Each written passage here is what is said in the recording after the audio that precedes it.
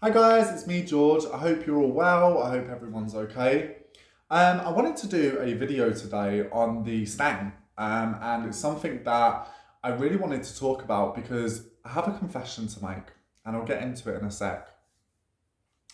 I was cleaning out my cupboard the other day, the conjure cupboard, what me and Ash know is the conjure cupboard, and I'm moving. I'm moving out of Edinburgh, and I'm moving west. I'm moving to Glasgow. Um, there's a lot of reasons for that, but I do in general prefer Glasgow. I prefer the people. I just prefer the city. It's just so much more friendly um, to deal with, to live. Also, my partner lives there as well, so I'm moving in with my partner, which is going to be awesome. I'm really looking forward to that. But this aside, I was having a clear out of moving some stuff, and I was like, it occurred to me that, you know, normally someone would be like, oh, my Stang, where I'm going to wrap my Stang. And it occurred to me that I do not use a Stang anymore. I don't use a Stang. I don't. And actually, if I'm being completely honest and truthful, I haven't used a Stang or worked with a Stang, which is more of an accurate expression, um, for at least 2 or 3 years. At least 2 or 3 years. For those of you that don't know, the Stang is a folk staff that is worked and utilised within traditional witchcraft. It was made popular primarily by Robert Cochrane of the Clan of Tubal Cain tradition. However, there are older references to Stangs being tied to witchcraft and witches, and there are also sort of artist depictions. Primarily in the 17th century, there's kind of classical art and classical drawings paintings that we see of witches flying, kind of with Stangs holding vessels and things like that. So it is something that kind of is a part of witchcraft to a degree, but primarily the Stang was made more popular in the 1960s by the late Robert Cochrane of the Clan of Tubal Cain tradition, also known as Roy Bowers. And that's primarily where the Stang in its practice of traditional witchcraft comes from. And you know, the Stang is utilized within traditional witchcraft, depending on what tradition you are, but primarily, generally, when it comes to traditional witchcraft, the Stang is worked with as a world tree, or what's known as Yggdrasil. And that basically means world tree. And a world tree is basically something, it's an axis mundi. And an axis mundi, again, meaning the terms world tree, an axis mundi is something that basically connects the world of the living, of the mundane, to the world of spirits, to the world of the gods. So it bridges the gap between the world of the spirits, the gods, and men. And it is something that is, it's a medium. And this is used as a medium in which the spirits or the gods can travel through. The top of the forked staff representing the branches going into heaven, the branch represent the shaft of the Stang representing the mundane, and the very bottom representing alpha male, or the roots of the tree, that lower world. And the Stang is sort of the Stang in praxis is very, very powerful. And it's seen in other spiritistic traditions, not necessarily a Stang, but an axis mundi, a world tree. Particularly within other spiritistic traditions, you do see this, these kind of totem poles, for want of a better word, which is really not a better word, but you know, these vessels, these trees, we really do see these play a part. So it does have a part in spiritistic traditions. And I want to make it clear that this isn't me slating off the Stang and the uses of the Stang. It's really, really not. I don't object to people working with Stangs within their practice. I don't hate the Stang. I'm just saying, for me, within my own personal practice. So you have to bear that in mind. It's not an attack on We Hate Stangs. It's not the We Hate Stangs traditional witchcraft club. But I am telling you now, I am a traditional witch that does not work with, again, better word, the Stang. And I'll tell you my reasons why. The Stang for me, you have to realize I am a city boy. I grew up in London. I've lived in Manchester since I've been 17 as well. Which is why I have this weird Southern English, Northern English accent. Fuck knows what it's going to be like if I stay in Scotland for another 5 years. I'm going to be like, holy shit. But the point is, I've lived in cities my whole life. You know, I grew up in London, lived in Manchester for 13 years. I've moved up here to Edinburgh and I'm moving to Glasgow. I have never at any point in my life lived in a rural to semi-rural setting ever. I've never done it. It's just the opportunity has never been there. My back garden at any point has never backed onto this meadow with acres and acres of woodlands, to go and practice. And I don't drive. I've had to go and get a tram. I've had to go and get, trains. At some point, groups of us have had to get taxis, and so carrying a stang through the city centre of anywhere is bound to attract attention. And sometimes if that's in the evening, particularly because that's the time that I work in the nighttime, I don't want to attract attention to myself. I really don't. I want to attract attention of spirits, but not other human beings. Apart from the human beings I'm actually collectively working with on that evening, or if I'm on my own, I definitely don't want to attract attention of other human beings. And so carrying this bag of perhaps firewood and all these charcoals and these firelighters and then trudging a fucking stang through a city centre is not practical for me, and it never has been. I have taken my stang, and I still have a stang, but it's in Manchester.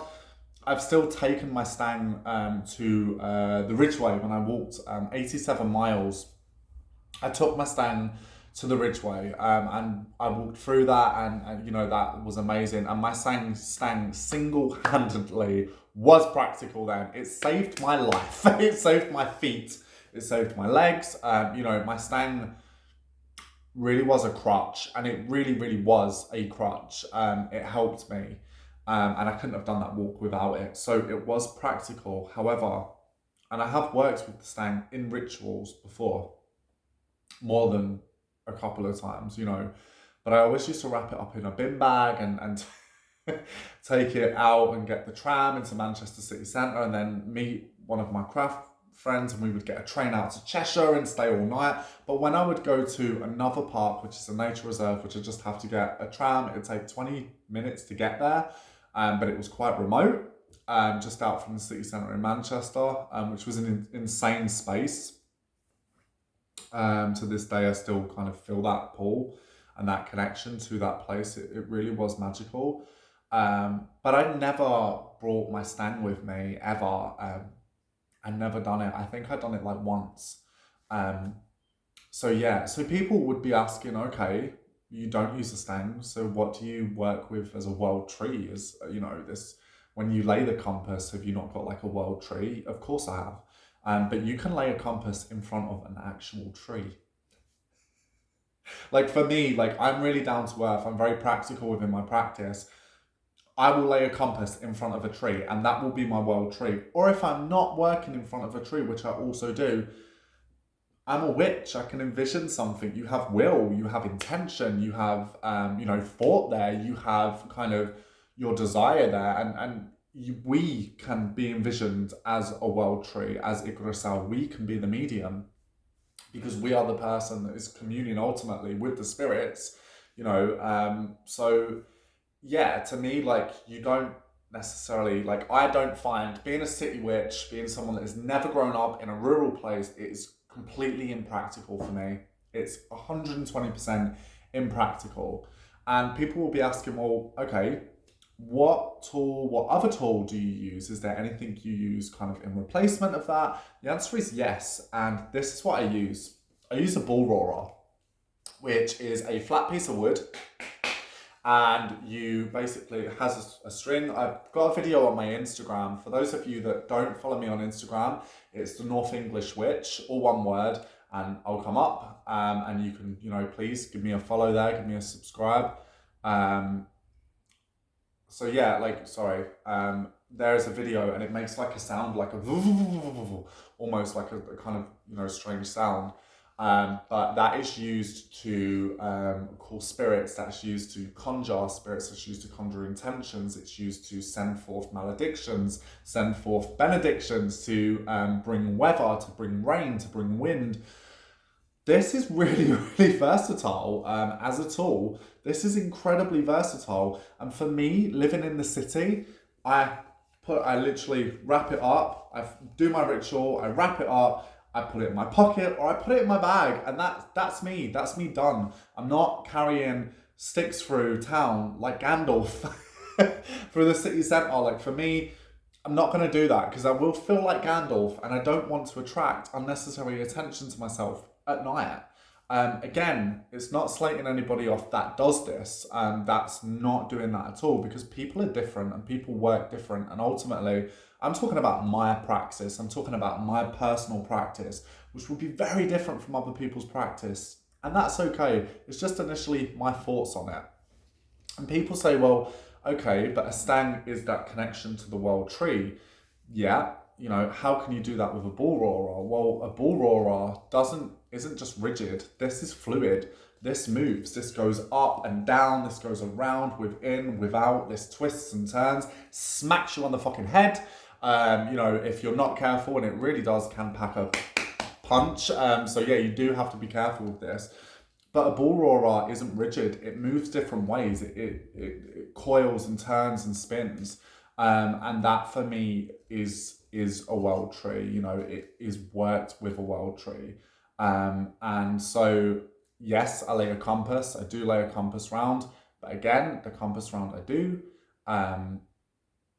it'll involve me literally working with my left foot. I tread my left foot around. If I haven't got this, I'll tread my left foot around. I'll hiss, and I'll go and do this by a tree, or sometimes not by a tree.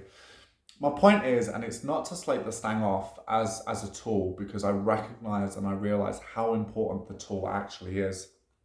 I'm just saying, for me, it's something that I have never really felt comfortable with, being a traditional witch. It's something I've never felt comfortable with using and utilising within my path. And I'm interested to see if other people as well are kind of the same that live in cities. I would be really interested to kind of know what other people think of the whole stang situation. And even if not, if there's not, you know, if witches that don't live in the city, witches that live out, you know, in the sticks, the sticks, but you know, the rural areas or semi-rural areas, if you yourselves don't use a stang, I'd be really interested to know if there are any other folk witches, traditional witches, that don't use a stang within their practice. Yeah, it just occurred to me when I was cleaning out, I was like, you don't work with a stang anymore. You haven't used a stang for years, you know. Yeah, I don't use it. I don't work with it. And I hope, you know, it kind of, the video kind of I don't know, I just hope the video kind of, I get some interesting information from the video, because like I said, I have to be honest, it's something that I've never fully felt comfortable with utilising within my practice. It's something that without a car is really, really unpractical.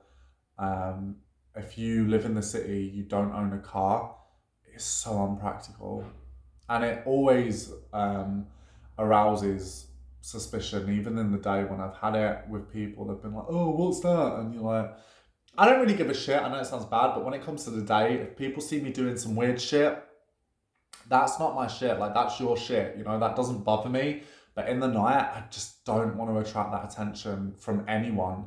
The only attention I want to attract is the spirits that I'm working with. I am not wanting to attract other human attention when I am in the woods. So yeah, I hope this video helps, and I hope, you know, perhaps it sparks some conversation. But if you guys are interested in hearing the bull roarer, which me and my friends lovingly call the ballora, because there was someone once that got this wrong, and they called it a ballora, and it's stuck ever since. But the name for it is a bull roarer. But if you're interested in hearing this bad boy sound off, then go to my Instagram, the North English Witch, and I've got a video there. But overall, I hope this video helps. And yeah, I hope you guys are having a really happy new year. Over and out, and peace.